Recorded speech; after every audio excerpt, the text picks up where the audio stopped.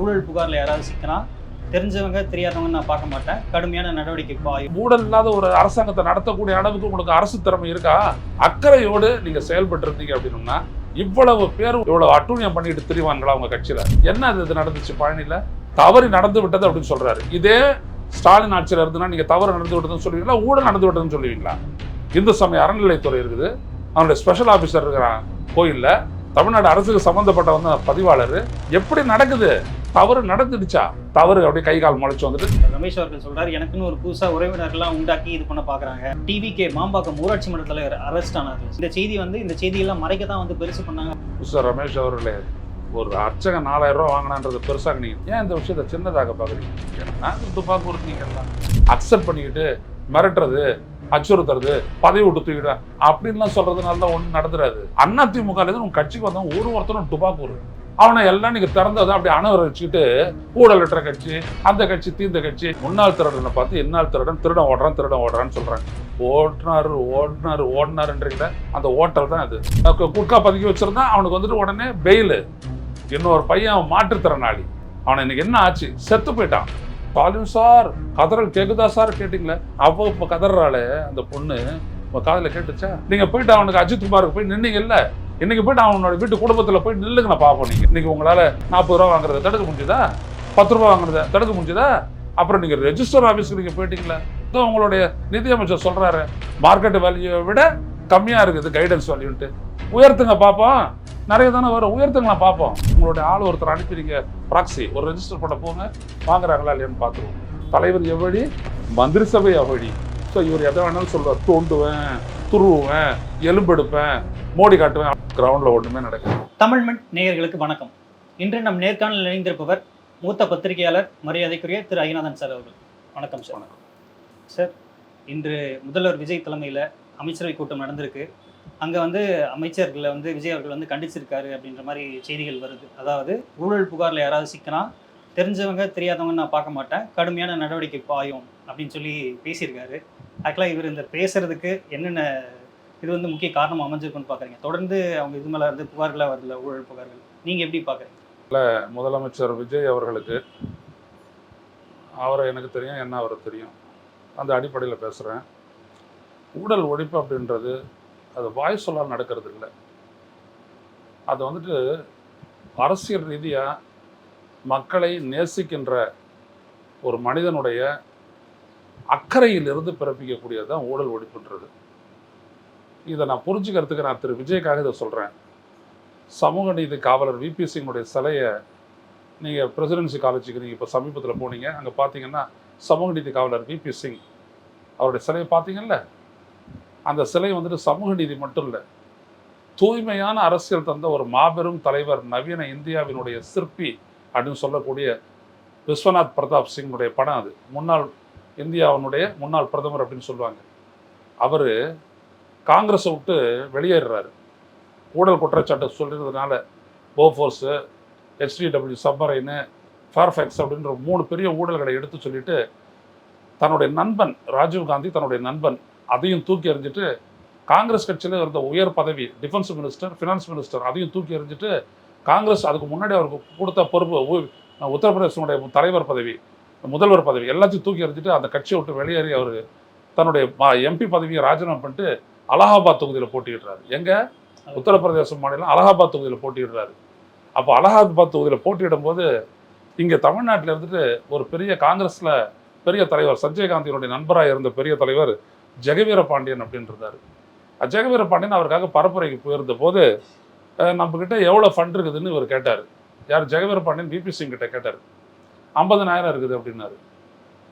சாப் 50,000 வச்சுட்டு என்ன பண்ணுறதுன்னு இவர் கேட்டார். பாண்டியன் 50,000 ரூபா போதும் அப்படின்னாரு. என்ன நம்ம ஒரு பார்லிமெண்ட்டுக்கு போட்டியிடுறோம், நீங்கள் 50,000 சொல்கிறீங்க அப்படின்னு சொல்லி அவர்கிட்ட கேட்குறாரு. இது 88 நடக்குது. அப்போ சொல்கிறார் பாண்டியன், ஒன் ஸ்மால் பில், சின்னதாக ஒரு தொண்டறிக்கை, அவருடைய சின்னம் சக்கரம் சின்னம், VP Singh Janata Dal, enough, give it to people, stick it to their doors, election is over, rest of the thing I will speak through the people.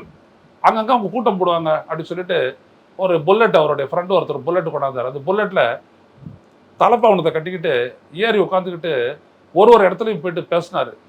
1,65,000 ஓட்டு வித்தியாசத்தில் ஜெயிச்சார். அவர் எதிர்த்து யாரை திரும்ப நிறுத்திச்சு காங்கிரஸ்? லால் பகதூர் சாஸ்திரியினுடைய பேரனை நிறுத்திச்சு. சமூக நீதி காவலர் விபி சிங் அதெல்லாம் பார்க்கல. அந்த மக்களுக்கு தான் யார், எந்த அரசியலுக்கு நான் முன்னெடுக்கிறதா நிற்கிறேன் அப்படின்னாரு. வெறும் 50,000 ரூபாய் செலவு பண்ணி 1,65,000 ஓட்டு வாங்கிட்டு அவருடைய அரசியல் கழகத்தை தான். அதான் ஜன்மோர்ச்சா, அதான் பின்னாடி ஜனதாதள்னு ஆச்சு. அதில் நான் தென்சென்னை மாவட்ட இளைஞர் ஜனதாதள் தலைவர். நான் யார்? இந்த ஐயநாதன். நான் விபி சிங் வரவேற்றிருக்கிறேன். விபி சிங்கோட மும்பையில் 3 நாள் பேசியிருக்கிறேன். இவ்வளவும் பண்ணியிருக்கிறேன். அவர் தான் தலைவர். அவருடைய ஆட்சி காலத்தில் இந்த ஊழல் நடந்ததுன்னு நீங்கள் சொல்லுங்கள் பார்ப்போம். அவர் ஒரு 11 மாதம் தான் ஆட்சியில் இருந்தார், தூக்கி போட்டாங்க. ஆனால் அவருடைய ஆட்சி எப்படி இருந்ததுன்னு பாருங்க. அதுக்கு முன்னாடி வேணுமா உதாரணம்? மொரார்ஜி தேசாய் அப்படின்னு 77 பிரதமர் ஆனார். அவர் இருந்தார். இந்தியா முழுவதும் 77, 78, 79 எண்டில் ஆட்சியை கவுத்துறாங்க. அது வரைக்கும் ஒரு ஊழல் குற்றச்சாட்டு சொல்லுங்க, சொல்ல முடியாது. அதுக்கு முன்னாடி உங்களுக்கு தெரியும் ஜவஹர்லால் நேரு, அவர் அரசியல் கட்சியை தூய்மையாக நடத்துறது மகாத்மா காந்தி, புரியுதா? அதுக்கப்புறம் ஒரு பணக்காரங்கிட்டையும் 10 பைசா வாங்காத கட்சியை நாம் தமிழர் கட்சியை நடத்துகிறேன் இந்த ஐயநாதன் இருக்கேன். ஒருத்தங்கிட்ட கூட 10 பைசா வாங்கலை. என் கட்சிக்காரங்கிட்ட காசு செலவு பண்ணி கட்சியை நடத்துகிறேன். இந்த சீமான் இருக்கிறாரு, உங்களுக்கு தெரியும், பேசி கேட்டுங்க. நாங்கள்லாம் எதிரில் இருந்துட்டு ஊழலை ஓடிப்போனா நாங்கள் சொல்லலை. ஆனால் எங்கள் அளவில் பார்த்தீங்கன்னா நாங்கள் செய்கிற ஒரு நடவடிக்கையிலையும் ஊழல் இல்லாத நாங்கள் பண்ணோம். இதுதான் அரசியல் சாமர்த்தியம். நீங்கள் என்ன பண்ணுறீங்க? நிறைய பேசுகிறீங்க. அது அந்த ஊழல் இல்லாத ஒரு அரசாங்கத்தை நடத்தக்கூடிய அளவுக்கு உங்களுக்கு அரசு திறமை இருக்கா? ஏதோ நான் உங்களை ஏகடியம் பண்ணுறதுக்காகலாம் சொல்லலை மிஸ்டர் விஜய். நீங்கள் சீஃப் மினிஸ்டர், எனக்கும் சீஃப் மினிஸ்டர் நீங்கள் தான். நான் வந்தால் வாங்க சீஃப் மினிஸ்டர், வாங்க சிஎம், அப்படி தான் நான் கூப்பிடுவேன். மாண்புமிகு முதல்வர் அவர்களே, அப்படி தான் நான் உங்களை பேசுவேன். ஏன்னா அந்த பதவியை வந்துட்டு எப்படியோ வந்துச்சு உங்கள்கிட்ட, அவ்வளோதான். ஆனால் நீங்கள் அக்கறையோடு நீங்கள் செயல்பட்டு இருந்தீங்க அப்படின்னோம்னா இவ்வளவு பேர் உங்களில் இவ்வளோ அட்டூழியம் பண்ணிட்டு திரிவான்களா உங்கள் கட்சியில்? யோசிச்சு பாருங்க. நீங்கள் எதையுமே கண்டுக்க மாட்டேங்கிறீங்க. நீங்கள் இந்த மந்திரி சபைக்குள்ளே பேசுகிறதா சொல்கிற செய்தியை வச்சு நான் பேசுகிறேன். எனக்கு நீங்கள் பேசுகிறீங்களா பேசுகிறேன்னு தெரியாது. ஆனால் எனக்கு உங்கள் மேலே ஒரு நம்பிக்கை உண்டு, பேசியிருப்பீங்கன்னா அந்த அடிப்படையில் நான் பேசுகிறேன். சரிதானா? என்ன இது நடந்துச்சு பழனியில்? தவறு நடந்து விட்டது அப்படின்னு சொல்கிறாரு. இதே ஸ்டாலின் ஆட்சியில் இருந்துன்னா நீங்கள் தவறு நடந்து விட்டதுன்னு சொல்லுவீங்களா, ஊழல் நடந்து விட்டதுன்னு சொல்லுவீங்களா? அவ்வளோ பெரிய பூமி, அவ்வளோ வேல்யூ உள்ளது, ஒரு கோயிலுக்கு சொந்தமானது, அல்பசல்ப சொத்து கிடையாது, அது வெளில விற்கிறான். இதுக்கு என்னென்ன ஏற்பாடுகள் பண்ணப்பட்டதெல்லாம் கேட்டு தெரிஞ்சுக்கங்க. இன்னும் அவர் அமைச்சராக தானே இருக்கிறாரு. அப்புறம் என்ன நீங்கள் ஒழிச்சிருவீங்கன்றத பேசுறது? தவறு நடந்து விட்டால் அது எப்படிங்க தவறு நடக்கும்? அதிகாரம் உங்கள் கையில் இருக்குது, உங்கள் அமைச்சர்கிட்ட இருக்குது, இந்து சமய அறநிலைத்துறை இருக்குது, அவனுடைய ஸ்பெஷல் ஆஃபீஸர் இருக்கிறான் கோயிலில், தமிழ்நாடு அரசுக்கு சம்மந்தப்பட்ட வந்த பதிவாளர். எப்படி நடக்குது? நடந்துட்டோன்னா தவறு நடந்துடுச்சா? தவறு அப்படியே கை கால் முளைச்சி வந்துட்டு அது என்ன இது கதை? பத்திரப்பதிவு பண்ணி முடிச்சிட்டான். இன்னைக்கு சிபிசிஐடி விசாரணைன்னு போடுறீங்க. இதை தவறை விசாரிக்கிறதுக்கு சிபிசிஐடி வருதா? கேட்குறேன் நான் உங்களை. உங்களுடைய ஆட்கள் குட்கா பதுக்கி வச்சிருந்தா அவனுக்கு வந்துட்டு உடனே பெயிலு. இன்னொரு பையன் அவன் மாற்றுத்திறனாளி, அவனை இன்னைக்கு என்ன ஆச்சு? செத்து போயிட்டான். எதுக்கு? அவன் கையிலேருந்து பிடிக்கிட்டீங்கல்ல, அவனை எடுத்துகிட்டு போயிட்டு போலீஸ் ஸ்டேஷனில் வச்சு சித்திரவதை பண்ணுறதுக்கு காரணம் என்ன? உங்களால் தடுக்க முடிஞ்சுதா அந்த உயிரை? நீங்கள் போயிட்டு அவனுக்கு அஜித் குமாருக்கு போய் நின்னீங்கல்ல, நான்லாம் பாராட்டி இருக்கிறேன்ல. இன்றைக்கி போய்ட்டு அவனோட வீட்டு குடும்பத்தில் போய் நில்லுங்கண்ணா பார்ப்போம். நீங்கள் அவனுக்கு ஒரு நியாயம், இவனுக்கு ஒரு நியாயம். ஆட்சியில் இருந்தால் ஒரு பேச்சு பேசுவீங்க, ஆட்சியில் இல்லைன்னா இன்னொரு பேச்சு பேசுவீங்களா? நீங்கள் சொல்லுங்க பார்ப்போம்.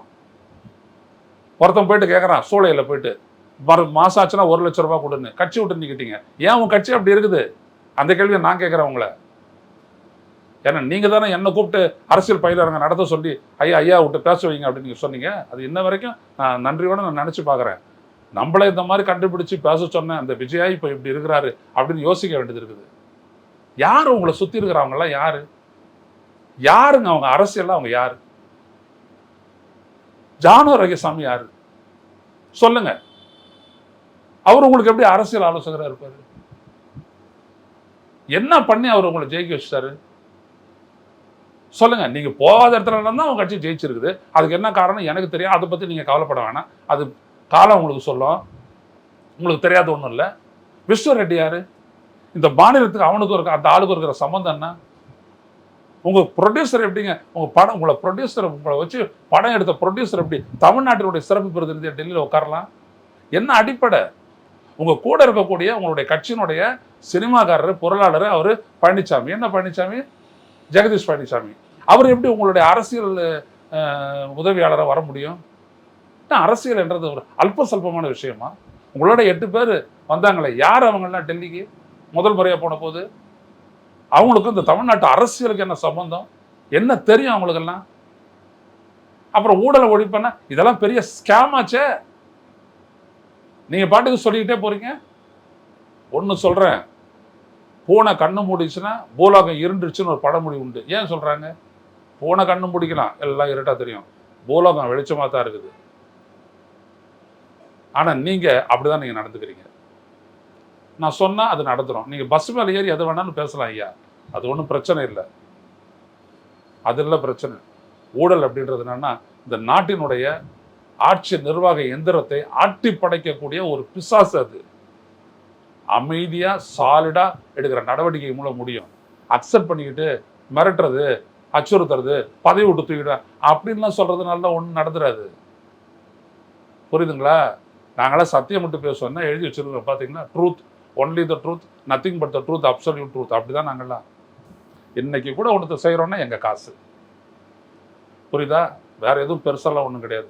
இந்த ஊடகத்தில் கொடுக்குறவன், உங்களாட்ட ஆட்கள் கொடுக்குறவன், இதோட சரியாக போச்சு. இதை வச்சு தான் வாழறோம். எங்களுக்கெல்லாம் எந்த ஆசையும் இல்லை பெரிய காரில். நாட்டு மக்கள் ஏமாற்றப்படக்கூடாது, அவ்வளோதான். நீங்கள் நினைக்கிறீங்களா விஜய் அந்த மாதிரி? இவ்வளோ பேர் எப்படி பண்ணுறான்? அப்போது எப்படி இவ்வளோ பேர் எம்எல்ஏ? நீங்கள் ஒருத்தனை கையெழுத்து போடுறீங்க, வேற ஒருத்தன் எம்எல்ஏ ஆகிறான். அவன் தான் இளையராஜா, அவங்க கட்சிக்காரன். அவன் எப்படி அவன் ஆனா? இது ஸ்கேம் இல்லையா? அது அவனை எப்படி வச்சிருக்கிறீங்க? அதுவும் அவனையே வச்சுக்கிட்டு அவன் வந்துட்டு கட்சி மாறத்து தூண்டாங்கன்னு அவனை வச்சு ஒரு வழக்கு. என்னங்க இது? அதிமுக உங்க கட்சிக்கு வந்தவன் ஒருத்தனும் டுபாக்கூர்.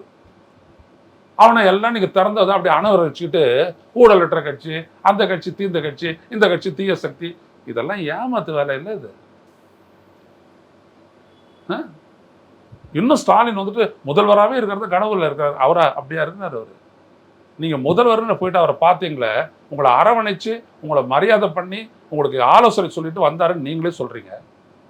ஆனா இங்க வந்துட்டு சொல்றீங்க அவர் இன்னும் அவர் பழைய நடப்பிலே இருக்காருன்னு. என்ன அதெல்லாம்? அவரா தடுக்கிறாரு? எது உண்மை எது பொய்ன்னு நீங்க ஒத்துக்க மாட்டீங்க போல. அதான் உங்ககிட்ட இருக்கிற பெரிய பிரச்சனை. If you want to be pure, first accept the truth. நீ தூய்மையானவனு நினைக்கிறீங்களா? அப்போ முதல்ல உண்மையை ஒத்துக்கங்க. உண்மையை ஒத்துக்காத நீங்கள் தூய்மையானவனா ஆக முடியாது, யாரையும் தூய்மைப்படுத்த முடியாது. இதுதான் உண்மை. சத்தியமேவ ஜெயத்தே, வாய்மையே வெல்லும். அதான் தமிழ்நாடு ஸ்லோகன் இருக்குது. ஆனால் எவ்வளோ கேஸ் இருக்குது. அதனால சொல்ல வரேன், இதெல்லாம் இப்படிலாம் சிஸ்டம்ல இருக்கிற பிரச்சனையை நீங்கள் அரசியல் பிரச்சனையாக பார்க்குறீங்க. இதுதான் உங்களுடைய பெரிய பிரச்சனையே. இது சிஸ்டம். எங்கேயோ ஒரு போலீஸ்காரங்க ஒரு ஸ்டேஷனில் பண்ணுறான் அப்படின்னா உடனே ஸ்டாலினை பார்த்து திரும்பினீங்க. அதான் உங்களுடைய தப்பு. சிஸ்டம் பிரச்சனை அது. ஸ்டாலின் இந்த மாதிரி ஏதாவது பேசுகிறாரு பாரு.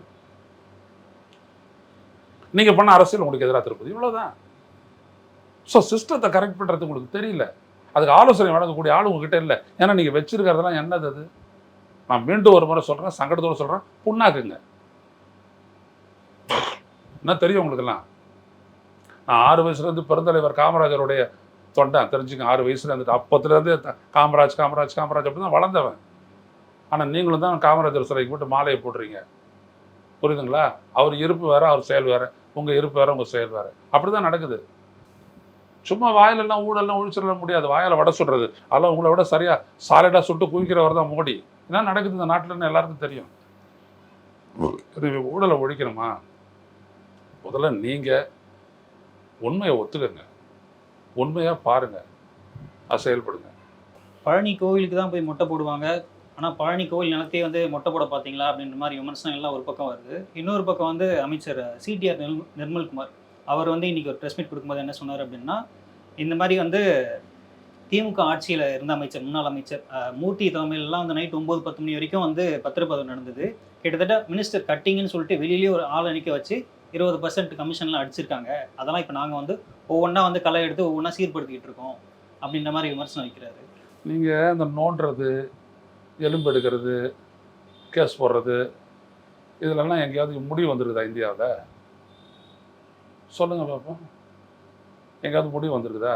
இப்போ ஊழல் வழக்கு நோண்டி எடுத்து போட்டது தான். புரியுதுங்களா? அந்த கரூரில் ஜெயிச்ச அதிமுக முன்னாள் அமைச்சர் யார்? எம்ஆர் விஜயபாஸ்கர்.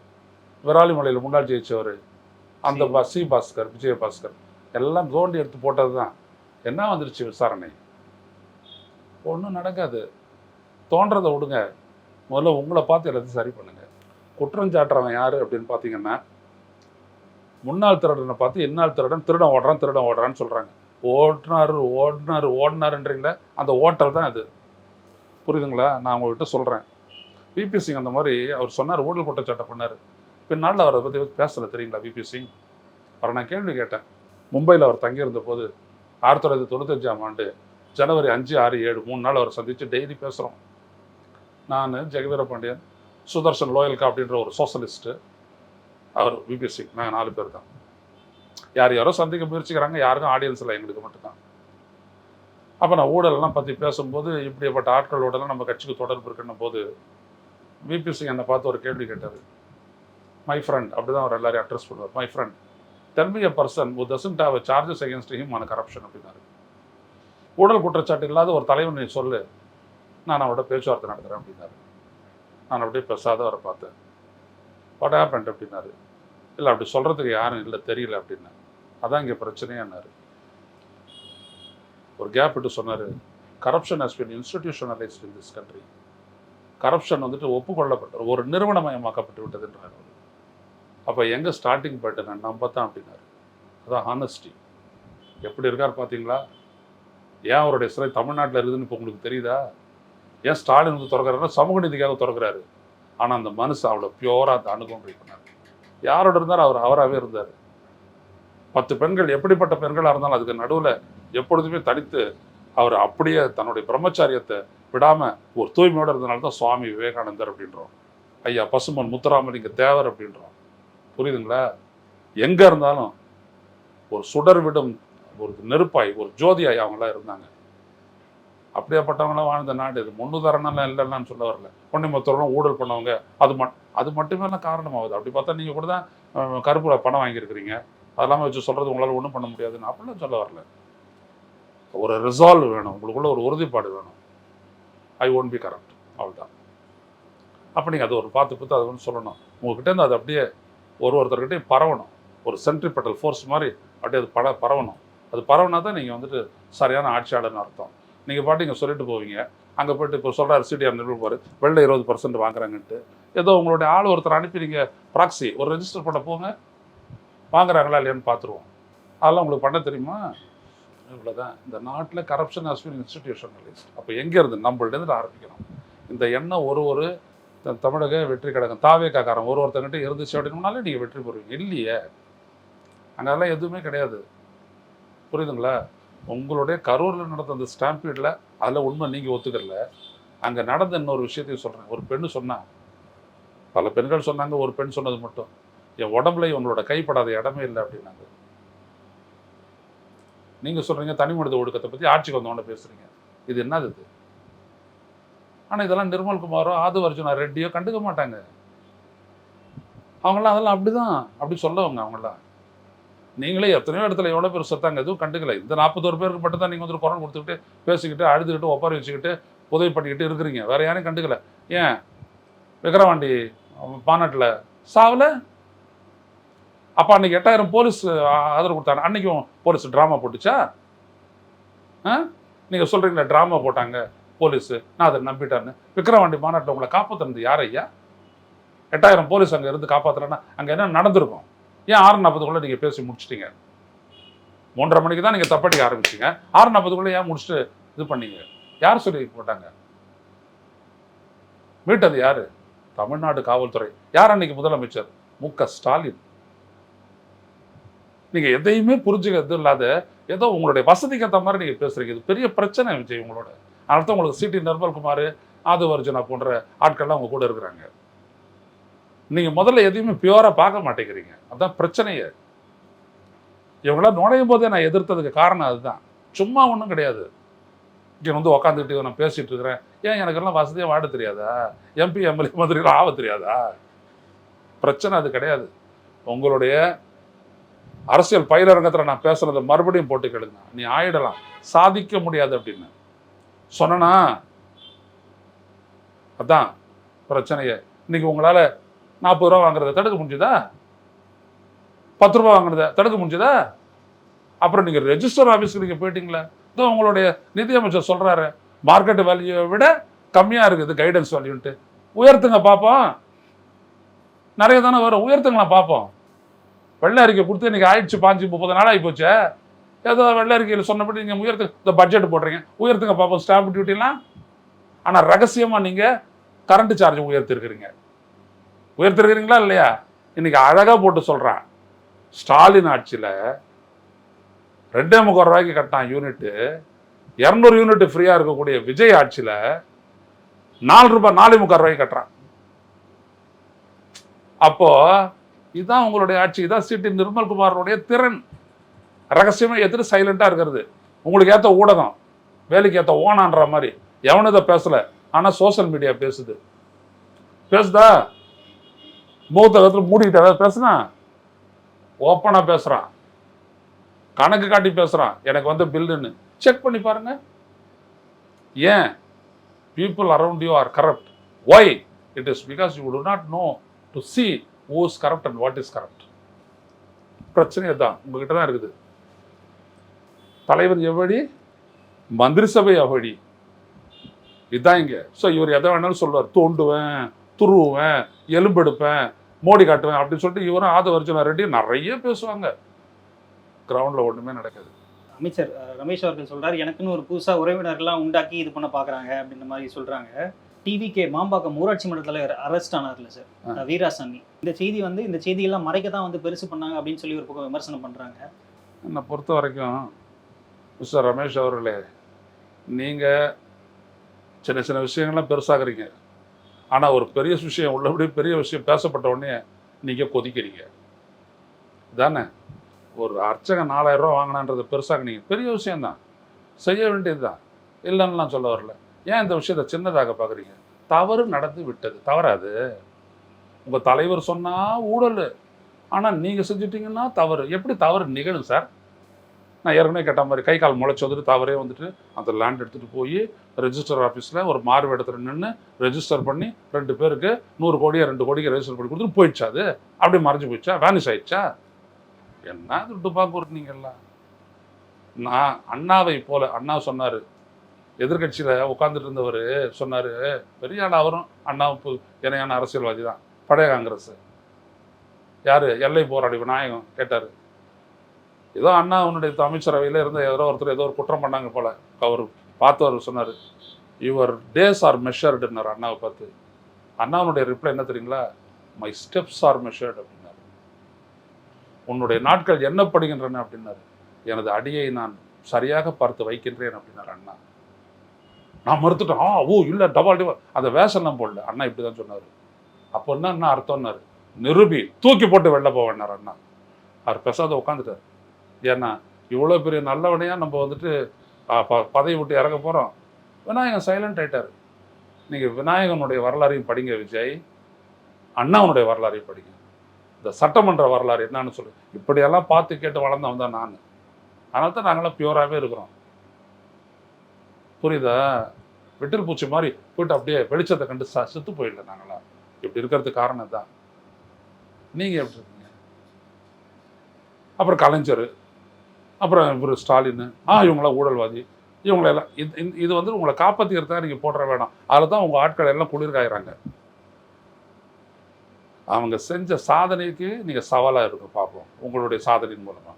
சும்மா அவங்க மேலே குற்றம் சாட்டி நாங்களாம் நல்லா செய்கிறோம், அதில் வந்த வேணை தான் பழனி. புரியுது? அது கடவுள் சம்மந்தப்பட்டது அப்படிலாம் நான் சொல்ல வரல.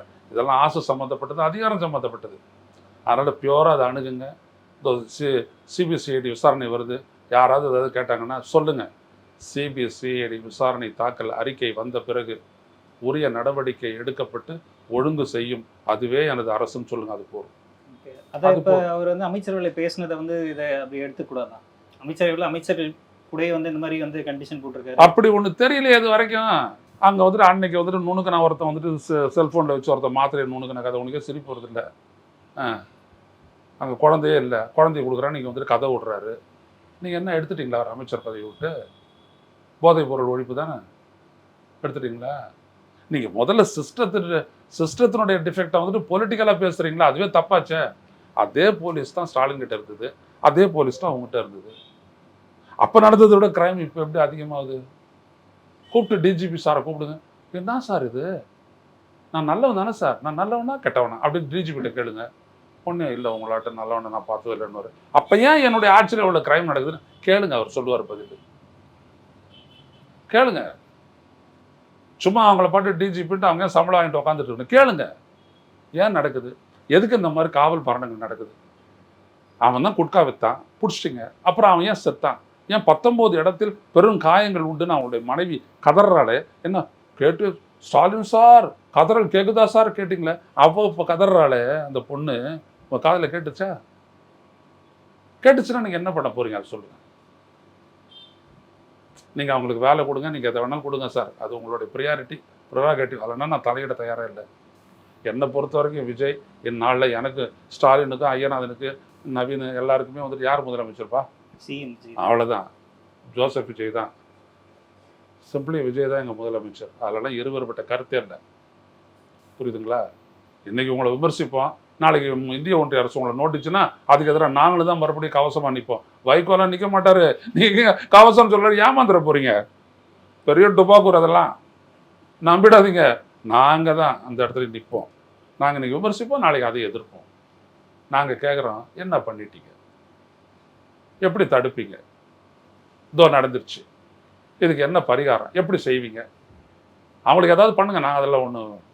என்ன செய்வீங்க, எப்படி தடுப்பீங்க, எப்படி இதுக்கு இது பண்ண நிகழாது சொல்லுங்க விஜய், சொல்லுங்க.